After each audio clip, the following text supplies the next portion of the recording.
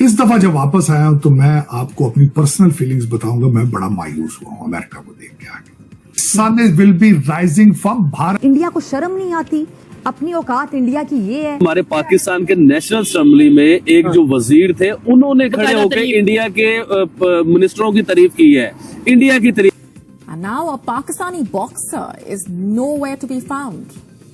He has gone missing in Italy. सिर्फ पाकिस्तान का ही मामला नहीं है, पूरी दुनिया में जो है ना लोग लर्न कर रहे हैं इंडिया से। आज ही रिलेशन बेहतर हो जाए। ये पीछे जो हमें फ्रूट नजर आ रहे हैं, जो सब्जी नजर आ रही है, जो फल नजर आ रहा है, इसकी कीमतों में अभी भाई आधी कमी। जो पिछले 10 से 20 साल आप उठा के देख लें, उसमें इतनी तरक्की होने के बावजूद और इतना सब कुछ होने के बावजूद उन्होंने जो अपनी पब्लिक है उसके ऊपर ऐसे वजीर और मुशीर लाकर नहीं। इंडिया जो स्पेस सुप्रीमेसी के लिए जा रहा है, India pharma industry, India steel industry, auto industry, वो इन चीजों के ऊपर कॉन्सेंट्रेट करें कि उनका जीडीपी कितना बड़ा है, उनके रिजर्व्स कितने बड़े हैं। मैं इंडिया के अंदर मौजूद था तो गुजरात के अंदर उन्होंने सेमी कंडक्टर ताइवान की मदद से $10 बिलियन का प्रोजेक्ट वहां पे लगाया है।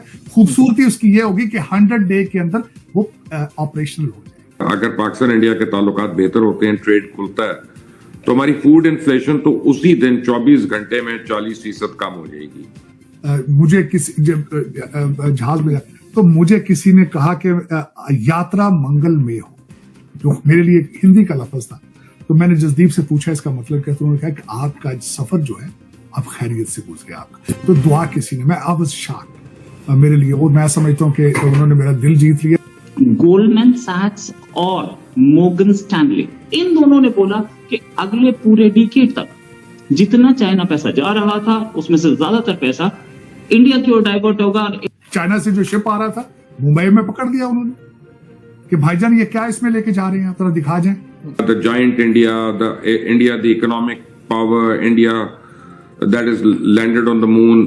और मैं पहले तो ज़बानी और अपने रिसर्च और किताबों के हम लाते हैं टॉक शोज और अनलिमिटेड एंटरटेनमेंट सिर्फ YouTube पर। अगर आपने अभी तक हमारा चैनल सब्सक्राइब नहीं किया तो अभी सब्सक्राइब करें और बेल आइकॉन को क्लिक करके हमारी लेटेस्ट वीडियोस के बारे में अपडेट जानें। दोस्तों, साजिद तरासा जब से भारत आए हैं, भारत की खूबसूरती तरक्की देखकर वो इतने आत्मविभोर हुए हैं कि उनको भारत में अपना घर नजर आने लगा। भारत से जाने के बाद वो अमेरिका में पहुंचकर बहुत मायूस महसूस कर रहे हैं। उनको भारत की बहुत याद आ रही है। उन्होंने ये जो अनुभव है वो आरजू काजमी के साथ शेयर किया। तो दोस्तों देखिए इस वीडियो की झलक। लेकिन इस दौरान फिजा खान ने भारत के खिलाफ प्रोपेगेंडा चलाना शुरू कर दिया। भारत को बदनाम करने की नाकाम कोशिश फिर से शुरू कर दी है। फिजा खान के खित्ते में हमेशा भारत के लिए बुरे शब्द ही नजर आते हैं क्योंकि वो भारत की तरक्की से जलती है। जो मैं कंक्लूड आरजू ये करना ये चाहूंगा कि मैं पहले जब भी अमेरिका वापस आया तो मैं हमेशा आके अमेरिका को बहुत अप्रिशिएट करता था। इस दफा जब वापस आया हूं तो मैं आपको अपनी पर्सनल फीलिंग्स बताऊंगा। मैं बड़ा मायूस हुआ हूं अमेरिका को देख के आगे। और मैं आज मेरा ये पहला दिन है अमेरिका से इस ट्रिप के बाद, और मैं पहले तो ज़बानी और अपने रिसर्च और किताबों के हिसाब से कहता था कि sun is rising from the east. अब मैं ये कह सकता हूं कि sun is rising from the east.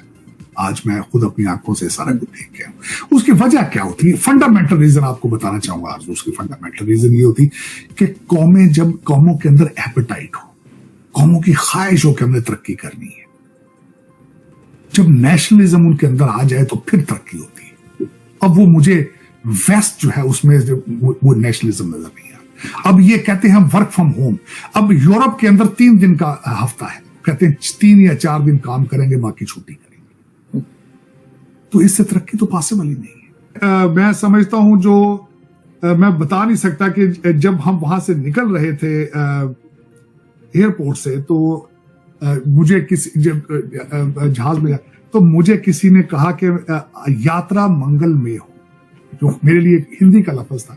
तो मैंने जसदीप से पूछा इसका मतलब क्या, तो उन्होंने कहा कि आपका सफर जो है अब खैरियत से गुजरे आपका। तो दुआ किसी ने, मैं आई वाज शॉक्ड मेरे लिए, और मैं समझता हूँ कि उन्होंने मेरा दिल जीत लिया कि यात्रा मंगलमय हो। बहुत खूबसूरत लफ्ज किसी ने मुझे जाती दफा कहा, ये तोहफा दिया उन्होंने मुझे निकलते हुए। इस वक्त आप प्रैक्टिकली वॉशिंगटन डीसी देखें तो Washington DC is run by Indian technocrats. मैं उनको मैंने डायस्पोरा कहना छोड़ दिया है। वो डायस्पोरा नहीं है, दे आर टेक्नोक्रेट्स। तो और दूसरा, बल्कि मैं उसके साथ आज आपको ये भी बताना चाहूंगा, भारत के जो इस वक्त फॉरेन मिनिस्टर हैं वो 2 कंट्रीज के दौरे पे जा रहे हैं, जनूबी कोरिया, साउथ कोरिया, जापान में। एक तो 1 लाख इंडियन इजराइल काम करने जा रहे हैं, और दूसरा जापान में भी उनको बहुत ज्यादा फॉरेन वर्कर की जरूरत है। वो भी जाहिर है इंडियन जाएंगे वहां पे, और फिर वो वर्कर नहीं जाएंगे, टेक्नोक्रेट बन के जाएंगे, और वो जाके वहां पे अपने भारत को प्रमोट करेंगे। इस तरीके से कौमें तरक्की करती हैं।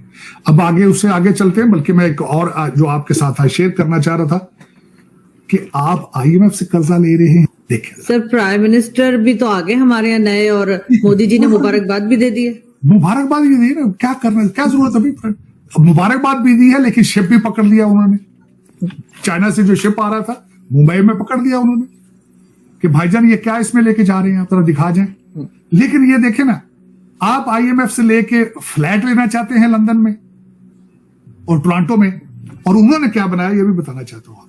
आज कलकत्ता में, और इतना बड़ा मसला वहां पर रेप बना हुआ है, और दूसरों पर ही तनकीद करते हैं, किस मुंह से?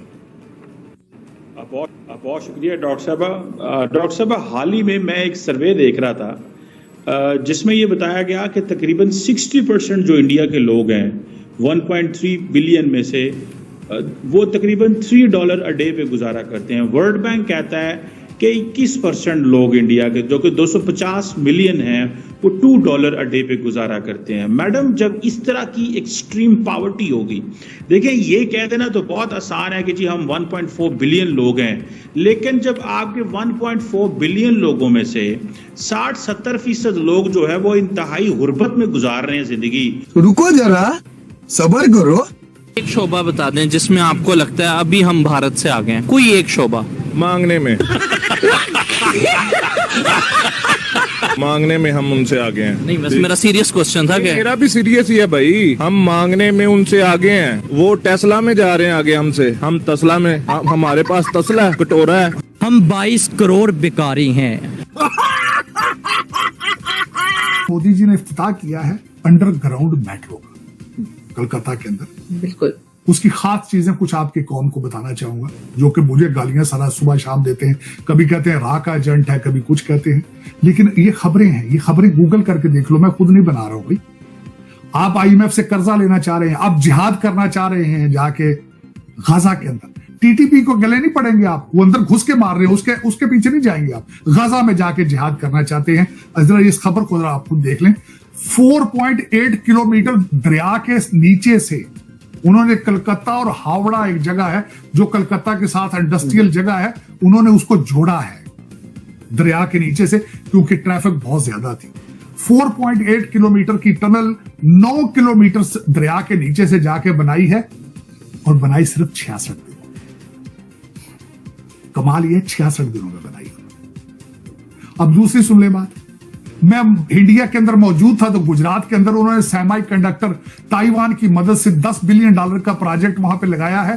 खूबसूरती उसकी ये होगी कि 100 डे के अंदर वो ऑपरेशनल हो जाएगा, एक 100 डे के अंदर। तो आरजू, मैं ये ऐसे नहीं कह रहा, ये मैं हवा में नहीं छोड़ रहा हूं। Sun will be rising from Bharat. मैं ईस्ट का भी कह रहा हूं। इसका पहले मैं चाइना का भी कई दफा साथ शामिल करता था, लेकिन इस वक्त उनकी इकॉनमी बहुत स्लगिश है, हालात उनके खराब है। कोविड के बाद उनके हालात ठीक नहीं है। लेकिन आपको मैंने जिस तरह पहले बताया था कि ये मेरी इंफॉर्मेशन नहीं है। IMF ने कहा है कि तीसरे क्वार्टर में भारत की जो इकॉनमी है उसने 8.4% ग्रोथ की है, और उसके बाद जापान की 0.9% पे है, अमेरिका की 2.1% पे है, फ्रांस की 1% पे है, यूके की 0.06% पे। तो आपको ये वीडियो कैसा लगा कमेंट बॉक्स में जरूर लिखिए। इस वीडियो को लाइक कीजिए, शेयर कीजिए, सब्सक्राइब करना ना भूलिए आपके चैनल EFC.Z को। तो मिलते हैं अगली वीडियो में। जय हिंद।